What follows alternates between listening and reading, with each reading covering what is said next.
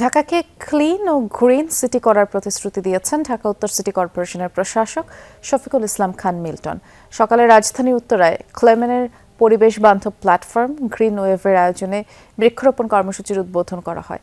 উদ্বোধনের পর এমন প্রতিশ্রুতি দেন শফিকুল ইসলাম খান মিল্টন। বলেন, সবুজায়নের কর্মসূচিতে সরকার সর্বাত্মক সহযোগিতা করবে।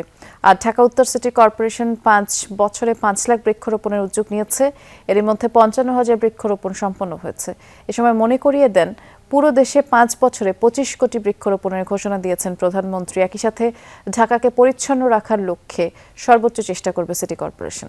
পাশাপাশি নগরবাসীকে যেখানে সেখানে ময়লা ফেলা থেকে বিরত থাকার আহ্বান জানান প্রশাসক। বিষয়টা জানি, গাছ লাগালে আমাদের শরীরের কি উপকার হবে, পরিবেশের কি উপকার হবে সবাই জানি, কিন্তু আমরা এই জিনিসটাকে ওইভাবে হয়তো বা সবাই গুরুত্ব দিয়ে করি না। মাননীয় প্রধানমন্ত্রী নিজে জাতীয় সংসদে বক্তব্যের মধ্যে উনি ঘোষণা দিয়েছেন, শুধুমাত্র উত্তর সিটি কর্পোরেশন আগামী 5 বছরে 5 লক্ষ বৃক্ষরোপণ করবে।